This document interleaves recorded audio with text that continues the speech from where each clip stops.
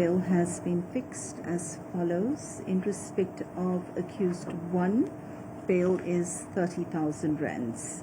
Accused 2, bail is 15,000 rands. In respect of accused 3, 4, and 5, bail has been fixed in the amount of 5,000 rands each. Umsolwa wokuqala kuleli cala ongumsakazi we-SAFM uDokotela Nonkululeko Mandula kusolwa ukuthi nguye owahlanganisa abasolwa. Contention that she was the main planner of the recruitment of accused 3, 4, and 5, as well as possible other people.